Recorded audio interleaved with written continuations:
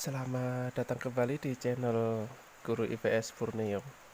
Saya doakan Anda dalam keadaan sehat dan tetap semangat dalam belajar. Meskipun di era pandemi seperti ini, tidak bisa dipungkiri tetap kita harus meningkatkan belajar kita. Kenapa? Karena memang waktu pembelajaran di sekolah itu memang tidak cukup ya, tidak cukup untuk memenuhi jam atau untuk mengejar semua materi kita. Jadi ya mau tak mau kalian sebagai siswa harus mengejar ketertinggalan itu secara mandiri. Ya salah satu cara belajarnya ya daring seperti ini ya. Oke, pada kesempatan kali ini saya akan membahas materi IPS kelas 9 semester 1 bab 1 ya. Ini tentang Amerika Serikat. Oke, langsung saja silahkan disimak untuk pembahasan materinya. Oke, kita mulai dari identitas negaranya. Oke ya. Nama resmi Amerika Serikat itu adalah United States of America, atau kita gampangnya lah, kalian gampangnya menyebutnya itu ya Amerika Serikat gitu saja. Nggak masalah, itu pun sudah benar gitu ya. Untuk ibu kotanya Washington DC. Tahu nggak artinya DC itu apa? Kepanjangannya apa? Itu merupakan singkatan dari District of Columbia. Nah, Washington DC-nya itu adalah District of Columbia. Oke. Untuk pemerintahnya itu republik ya. Kepala negaranya presiden, kepala pemerintahnya presiden ya. Artinya ini sistem pemerintahnya adalah menganut republik presidensial, karena kepala negara dan kepala pemerintahnya dipegang oleh presiden, sama halnya seperti dengan Indonesia. Bahasa utamanya Inggris, agama utamanya Kristen ya. Untuk mata uang mereka US dollar atau dolar Amerika. Oke, kemudian kita ke pembahasan letak dan luas. Untuk letak astronomisnya itu di 24 derajat lintang utara sampai 70 derajat lintang utara. Ya. Dari lintangnya ya, kita sudah bisa mengetahui bahwa Amerika Serikat ini berada di belahan bumi utara ya, karena LU semua, 24 derajat LU sampai 70 derajat LU. Oke ya. Nah, itu anak-anak juga harus tahu. Anak-anak harus mengingat pembelajaran yang di kelas 7 dulu. Di kelas 7 dulu kan ada tentang komponen peta ya. Pada saat mempelajari komponen peta kan ada garis koordinat. Ketika kita membahas garis koordinat itu nanti pasti membahas garis astronomis dan ya nanti letak astronomis dan letak geografis. Nah, di situ pada saat membahas letak astronomis itu nanti pasti ada pembahasan garis lintang dan garis bujur.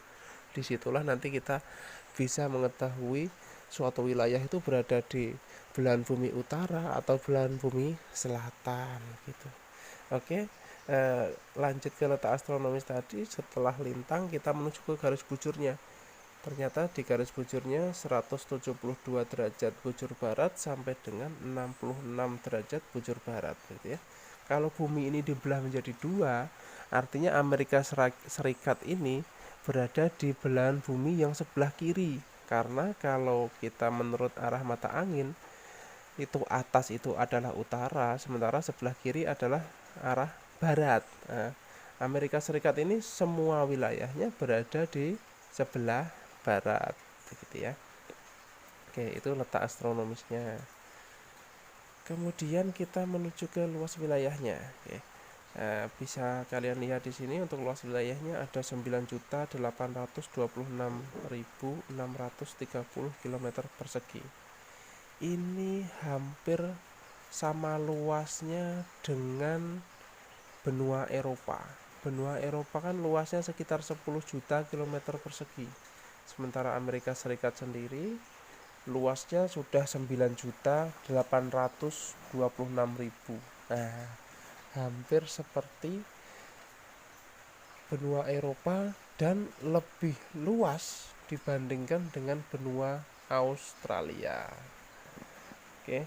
Untuk batas-batasnya ini di sebelah utara berbatasan dengan Kanada. Dengan Kanada ini sama-sama berada di benua Amerika, masuk dalam kawasan Amerika Utara. Ada dua negara ya di Amerika Utara itu, Kanada dan Amerika Serikat. Jadi sebelah utaranya berbatasan dengan Kanada. Oke. Untuk sebelah baratnya berbatasan dengan Samudra Pasifik. Ini benar ya, nanti Samudra Pasifik itu kan kalau di globe kalian lihat itu kan sebelah kirinya benua Amerika itu nanti Samudra Pasifik itu, karena globe itu kan bulat ya, artinya nanti sampai ke wilayah timur Indonesia tembusnya begitu ya. Jadi kalau di globe kan melingkar, jadi memang kalau disambungkan itu nanti nyambung dengan timur Indonesia begitu. Untuk sebelah selatan berbatasan dengan Meksiko, di mana Meksiko ini merupakan atau bagian daripada kawasan benua Amerika yang masuk ke Amerika Tengah di Meksiko. Oke, untuk sebelah timur itu Samudra Atlantik ya, karena benua Amerika ini diapit oleh oleh Samudra Atlantik di sebelah kanannya, di sebelah kirinya ada Samudra Pasifik. Itu kalau kita lihat di dalam peta begitu. Oke ya, kita lanjutkan.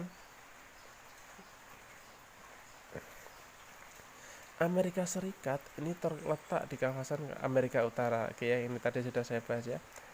Kemudian Amerika Serikat ini memiliki beberapa wilayah yang terpisah dari wilayah utamanya, yaitu ada Alaska yang terletak di sekitar kutub utara dan Kepulauan Hawaii yang terletak di tengah-tengah Samudra Pasifik ya. Ini Kepulauan Hawaii ini kalau anak-anak pernah ya membaca tentang awal Perang Kedua, ini merupakan basis militer angkatan laut dari Amerika Serikat. Di sini pernah diserang oleh Jepang ya.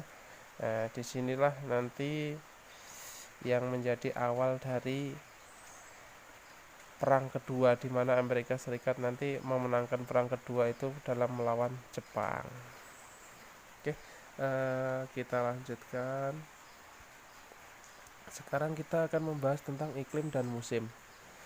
Amerika Serikat ini memiliki beberapa jenis iklim, antara lain ya, iklim kontinental, iklim subtropik, iklim sedang, iklim mediteran, dan iklim dingin atau kutub.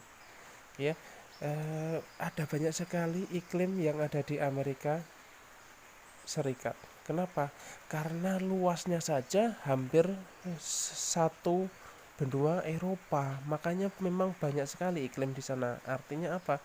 Artinya topografi wilayah Amerika Serikat ini sangat beragam, sehingga iklimnya juga menjadi banyak karena setiap wilayah yang berbeda topografinya, bentuk permukaan buminya, otomatis nanti juga mempengaruhi iklimnya begitu ya.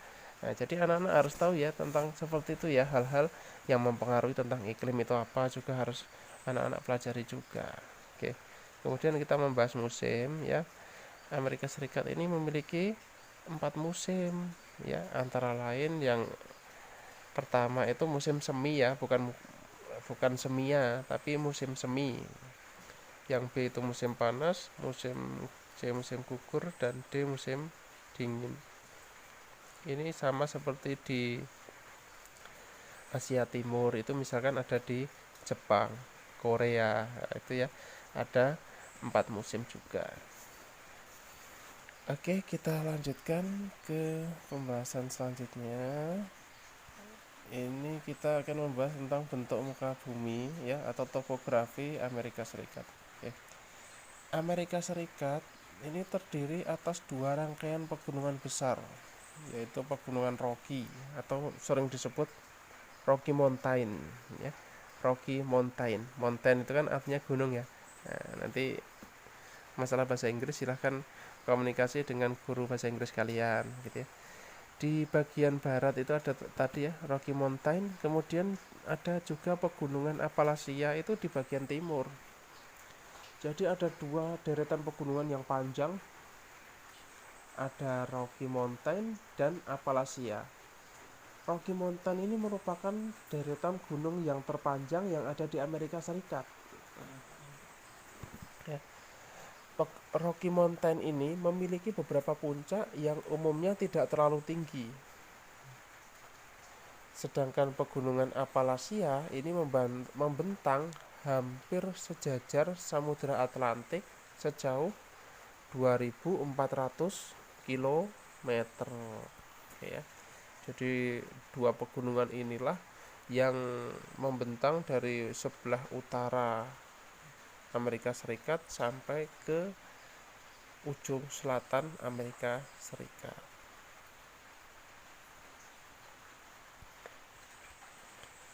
Di antara pegunungan Rocky dan Appalachia ini terdapat dataran yang sangat luas yang disebut Great Plain, ya, datar gitu ya.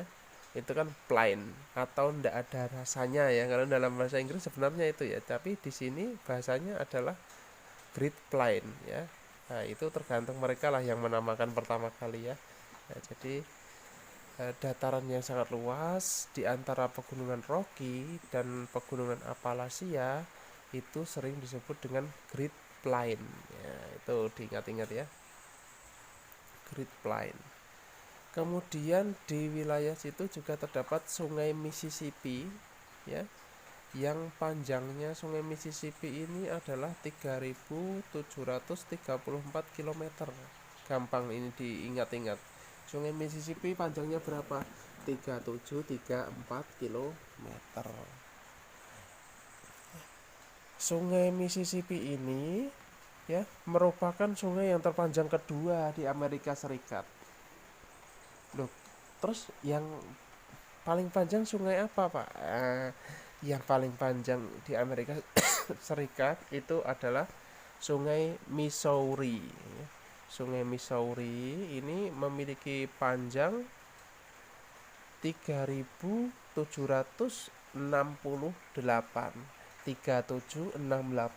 kilometer. Ini untuk Sungai Missouri. Jadi yang paling panjang di Amerika Serikat itu adalah Missouri. Kemudian yang kedua itu adalah Sungai Mississippi. Oke, kita lanjutkan. Di sebelah utara, ini kalau utara tadi kan memang berbatasan dengan negara Kanada ya. Justru yang berbatasan dengan negara lain ini terdapat sejumlah Great Lake. Great Lake itu apa? Great itu besar, lake itu danau, atau bisa disebut adalah danau-danau yang besar gitu ya. Antara lain apa ya? Ada Danau Michigan, Danau Huron, Danau Superior, Danau Erie, dan Ontario ya. Dimana secara wilayah ini sebagian ada yang murni masuk wilayah Amerika Serikat semua, tetapi ada juga yang sebagian itu ya memang sebagian punyanya Amerika, sebagian punyanya Kanada. Ada yang seperti itu ya, karena apa? Memang letak danau tersebut ada di kedua negara tersebut gitu. Oke ya. Tapi itu tidak pernah terjadi masalah antara Kanada dan Amerika Serikat gitu ya. Oke, kita lanjutkan untuk pembahasan tentang geologi ya. Nah, geologi ini adalah tentang bumi ya. Geo itu kan bumi, logi itu kan diambil dari kata logos yang artinya ilmu ya, ilmu bumi. Nah, ini kalau membahas tentang geologi ini nanti artinya kita sebenarnya membahas tentang batuannya begitu ya. Nah, oke. Amerika Serikat ini merupakan negara yang kaya akan sumber daya geologi. Beberapa kekayaan tersebut contohnya apa? Ya, batu bara, minyak bumi, fosfat, ada timah dan besi. Kekayaan batu bara Amerika Serikat ini sangat luar biasa. Bahkan 1/5 cadangan dari batu bara dunia itu ada di Amerika Serikat. Maka Amerika Serikat ini merupakan negara maju. Karena mereka ini ya termasuk salah satu raja di bidang pertambangan. Salah satunya adalah batu bara. Selain mereka itu memiliki kekayaan alam yang sangat luar biasa, mereka ini memiliki teknologi yang juga sangat dikatakan unggul di dunia ya. Mereka selalu, karena apa? Karena mereka berani mencoba.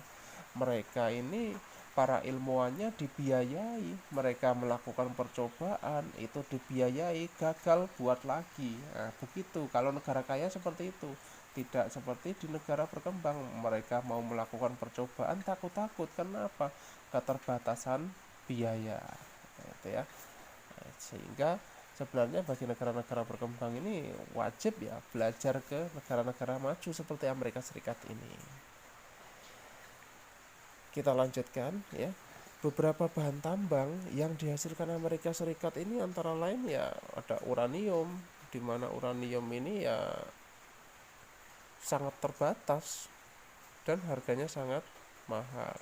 Bauksit ya, kalau bauksit sih kita ada ya, di Indonesia pun ada, di Asia banyak. Emas ini kita pun banyak, perak, merkuri, merkuri pun ada ya, tapi memang kurang.